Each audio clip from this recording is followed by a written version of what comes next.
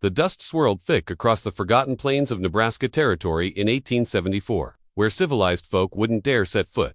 This was the kind of land that broke men's spirits before it broke their backs, where the government practically begged anyone foolish enough to take it off their hands. Samuel Morrison had heard the stories, seen the fear in people's eyes when they spoke of Devil's Hollow, a cursed stretch of prairie where 3 previous homesteaders had simply vanished without a trace. But Samuel wasn't like other men. He'd lost everything in the war: his family, his farm, his faith in humanity itself. What did he have left to lose? The land office clerk in Omaha had practically thrown the deed at him, sweat beading on his forehead as he stammered about the $1 price tag. "Nobody wants that land, mister," the clerk had warned, his voice trembling like autumn leaves.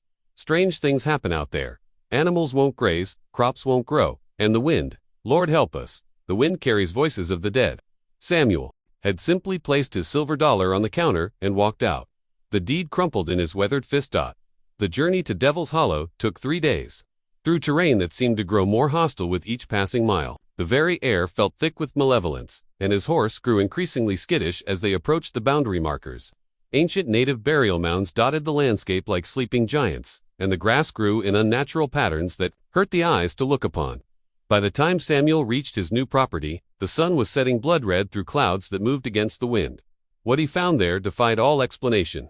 Rising from the barren earth like a monument to madness, stood a house that shouldn't exist. It was no simple homesteader's cabin, but a grand Victorian mansion with ornate gables and wraparound porches, its dark windows staring out like the eyes of some great beast. The structure appeared solid enough, yet something about it seemed to shimmer at the edges, as if it existed only partially in this world. Samuel approached with his rifle drawn, every instinct screaming danger. The front door hung open, creaking on rusted hinges that sang a mournful song in the prairie wind. Inside, dust motes danced in shafts of dying sunlight, illuminating rooms filled with furniture covered in white sheets like ghosts at a funeral. The floorboards groaned under his boots as he moved through hallways that seemed to stretch longer than the house should allow. Then he heard it, the sound that would haunt his dreams for years to come. Soft breathing, rhythmic and peaceful, coming from somewhere deeper in the house. Against every ounce of common sense he possessed, Samuel followed the sound up a grand staircase whose banister felt warm to the touch, despite the cold autumn air. The breathing grew louder as he climbed, leading him to a door at the end of a corridor lined with portraits, whose eyes seemed to track his movement. Inside the room, bathed in silver moonlight streaming through tall windows, lay a girl who couldn't have been more than 18 years old. She slept on a 4-poster bed draped in silk curtains that should have rotted away decades ago, her chest rising and falling in perfect rhythm. Her hair spread across the pillow like spun gold, and her skin held the pale luminescence of fresh snow. She wore a white dress that belonged to another era, its fabric pristine despite the dust that coated everything else in the house.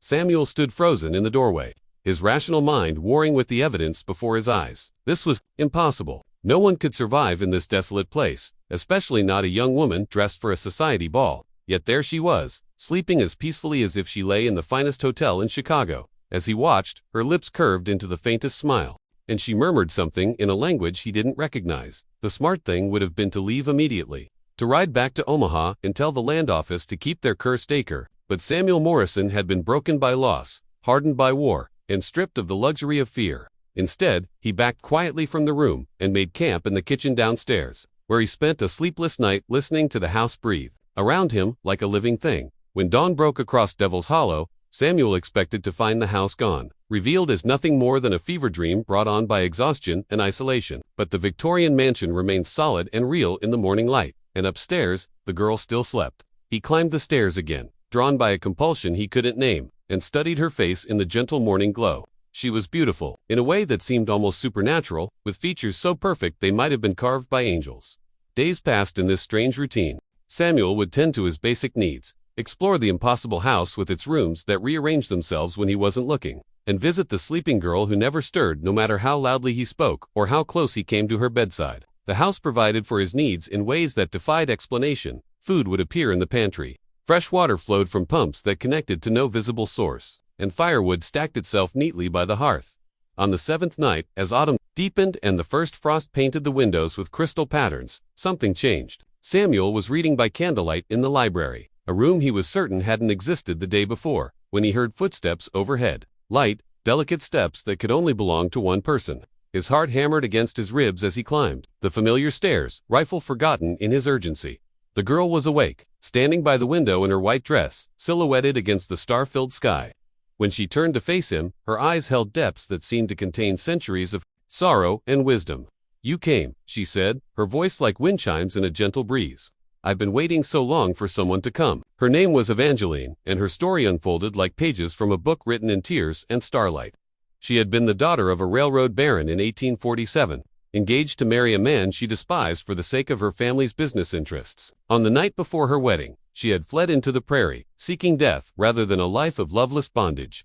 But death hadn't found her in the way she expected. The native tribes spoke of this place as a crossing between worlds. She explained, her ethereal voice carrying the weight of decades. "Where the veil grows thin and time loses its meaning. I fell asleep beneath the stars, and when I woke, this house had grown around me like a cocoon. I've been sleeping ever since, waiting for someone strong enough to break the spell that binds me here." Samuel listened with growing amazement and terror as Evangeline revealed the truth about Devil's Hollow. The land was indeed cursed, but not in the way the superstitious folk believed. It was a place where reality bent to the will of broken hearts and desperate souls. The three homesteaders who had vanished hadn't died. They had been drawn into other layers of existence, trapped between what was and what might have been. As the nights grew longer and winter approached, Samuel found himself falling under a spell. She was more than beautiful. She was intelligent, kind, and possessed of a gentle humor that made him remember what it felt like to truly live rather than merely survive. They would spend hours talking by the fireplace, sharing stories of their lives and dreams. She told him of the world she remembered from 1847, when the frontier was even wilder and more dangerous than in his time. He spoke of the war, of the friends he'd lost, and the family he'd buried, finding in her presence a peace he hadn't known since childhood. But Evangeline's existence came with a terrible price. She could only remain conscious during the dark hours between sunset and dawn. As the first rays of sunlight touched the horizon, she would fade like morning mist, returning to her eternal slumber until darkness fell again. Samuel would spend his days in a haze of longing, counting the hours until he could see her face again, hear her laugh, feel the warmth of her presence in the cold house. Winter descended on Devil's Hollow with unusual fury, as if the land itself resented Samuel's happiness. Snow piled high against the windows, and the wind howled with voices that spoke of ancient hungers and unfulfilled desires. On the coldest night of the year, when the temperature dropped so low that his breath froze in the air, Evangeline made a confession that chilled Samuel's blood more than any winter storm. "I'm not the only one trapped here," she whispered, her luminous eyes filled with fear. "There are others, darker spirits who feed on the life force of those who stay too long. They've been waiting, watching, growing stronger as our bond deepens. Soon they'll be powerful enough to break free from Devil's Hollow and spread their hunger across the world." The revelation hit Samuel like a physical blow. He had been so caught up in his supernatural romance that he'd ignored the signs all around him. The house that changed its layout, the food that appeared from nowhere, the warmth that persisted despite the brutal cold. It was all part of a trap designed to keep him here until something ancient and evil could use his life force to escape. "It's prison. Then we have to leave," Samuel said, reaching for her hand only to have his fingers pass through her like she was made of moonbeams. "We'll find a way to break this curse and get you out of here." Evangeline shook her head sadly. "I can't leave, Samuel. I'm bound to this place by forces older than civilization itself. But you can still escape. You must go before they realize what I've told you. Ride hard for Omaha and never look back." But Samuel Morrison had found something worth fighting for, and he wasn't about to abandon it now. "I didn't survive the war just to run from ghosts," he declared, his jaw set with the stubborn determination that had carried him through the darkest days of his life. "If there's a way to free you, I'll find it." The battle for Evangeline's soul began that very night, as Samuel explored the house with new purpose, seeking some clue to breaking the supernatural bonds that held her. He became aware of the other presences Evangeline had warned him about. They manifested as shadows that moved independent of light sources, cold spots that followed him from room to room, and whispers in languages that predated human speech. In the basement, which he was certain hadn't existed before that night, Samuel discovered a chamber filled with Native American artifacts and symbols carved into the stone walls. The air down there thrummed with power, so ancient it made his teeth ache, and in the center of the room stood an altar stained with substances he preferred not to identify. This was the heart of Devil's Hollow's curse, the focal point where desperate souls had made bargains with forces beyond human understanding. The spirits that haunted the house grew bolder as Samuel's investigation continued. They would slam doors, extinguish candles, and fill the air with the stench of decay and sulfur. But more disturbing were the visions they sent him, images of the three missing homesteaders, now twisted into something barely recognizable as human, their faces contorted with eternal hunger and rage.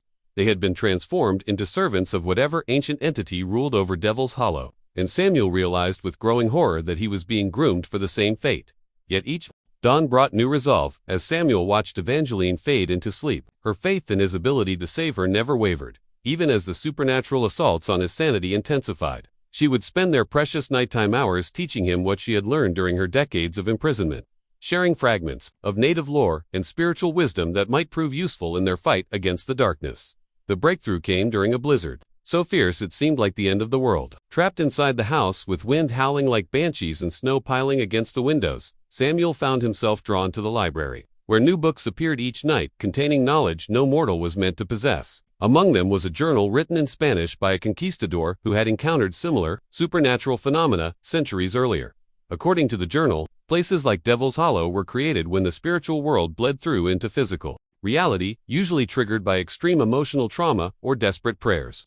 The entity that ruled such places fed on human life force and emotion, growing stronger with each soul it claimed. But there was hope that binding could be broken if someone willingly sacrificed their own spiritual energy to sever the connection between worlds. Samuel understood immediately what this meant. To free Evangeline, he would have to give up his own life, pouring his spiritual essence into breaking the supernatural chains that bound her. It was a one-way bargain, but as he looked up at the ceiling toward the room where she slept, he knew he would make that sacrifice without hesitation. The next night, when Evangeline awakened to find Samuel's face grim with determination, she immediately sensed his intentions. "No," she whispered, tears streaming down her ethereal cheeks. "I won't let you die for me. Find another way." "There is no other way," Samuel replied gently, taking her ghostly hands in his and feeling them solidify under his touch. "And I'm not dying, Evangeline. I'm finally living, for the first time since the war ended. This is my choice." They spent what they both knew would be their last night together talking about the life they might have had in a different world, where curse and reality hadn't conspired to keep them apart.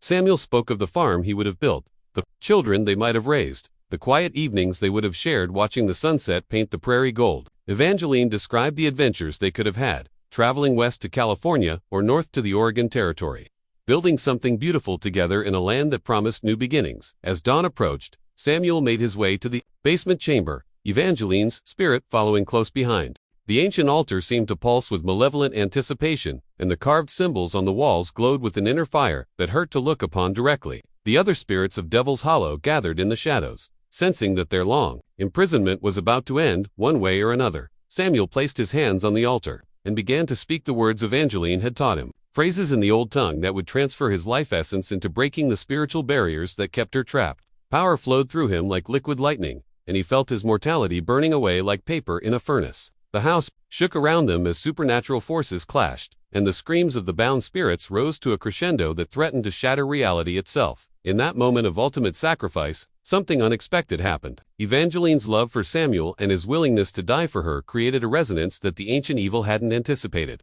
Instead of claiming another soul for its collection, the entity found itself facing a force it couldn't comprehend or control, true, selfless love that transcended death itself. The explosion of spiritual energy that followed could be seen for miles across the Nebraska Territory. Settlers as far away as Omaha reported seeing a pillar of silver light rise from Devil's Hollow, followed by a silence so complete it seemed like the world itself had stopped breathing. When the phenomenon ended, the cursed land began to change. Where once only barren earth and twisted grass had grown, wildflowers bloomed in defiance of the winter cold.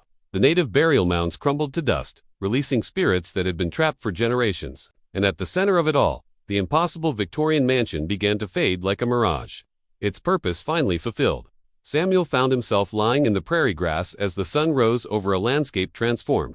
He was alive, though he felt hollow, as if something essential had been carved out of his soul. Beside him lay Evangeline, no longer a ghost but a living, breathing woman, whose skin was warm to the touch and whose eyes held the deep blue of a summer sky. The price of their freedom had been paid, but not in the way either of them had expected. Samuel had indeed sacrificed his spiritual essence, but instead of dying, he had been transformed into something between mortal and spirit, tied to Evangeline by bonds that transcended the physical world. She, in turn, had been freed from her supernatural prison, but remained connected to the mystical forces that had held her for so long. Together, they walked away from Devil's Hollow as the last traces of the cursed house faded into morning mist. Behind them, the land continued its transformation, becoming fertile and welcoming for the first time in living memory. The three missing homesteaders were found walking dazed but alive along the main road to Omaha, their memories of their captivity mercifully erased. Samuel and Evangeline made their way to California, where they built the life they had dreamed of during those precious nights in the haunted house. They farmed land that yielded bountiful harvests, raised children who possessed their mother's ethereal beauty and their father's quiet strength, and grew old together watching sunsets paint the western mountains gold. Yet sometimes, on the coldest winter nights, when the wind howled across the prairie, travelers passing through Nebraska territory would report seeing lights in the distance where Devil's Hollow once stood. Not the malevolent glow of supernatural evil, but the warm, welcoming light of a home where two souls had found each other against impossible odds and chose love over fear, hope over despair, and life over the comfortable numbness of mere survival. The land office in Omaha eventually sold Devil's Hollow to a family of German immigrants who built a prosperous farm where the cursed mansion had once stood. They never experienced anything more supernatural than particularly good harvests and unusually gentle weather, as if the land itself was grateful for the love story that had finally set it free. And in the records of that small frontier town, buried among deeds and transactions long forgotten, remained the entry for Samuel Morrison's purchase, $1 for land that no one wanted, which became the foundation for a love that conquered death itself and transformed a cursed wasteland into a beacon of hope for all who believed that even in the darkest places, light could still find a way to shine. 25 years had passed since that fateful winter night when Samuel Morrison risked everything to break an ancient curse, and the legend of Devil's Hollow had spread far beyond the borders of Nebraska territory. The story reached the gold camps of California, the cotton fields of Texas, and the lumber towns of Oregon, carrying with it a message that resonated with anyone who had ever loved against impossible odds. Samuel and Evangeline's ranch in California had become something of a miracle in its own right. Where once the desert had stretched barren and hostile, now fruit trees grew heavy with harvest. Springs bubbled up from ground that had never known water, and wildflowers bloomed in patterns that seemed to shift and dance when viewed from the hilltop where their house stood. Visitors came not just to hear the story of the cursed land, but to witness what true love could accomplish.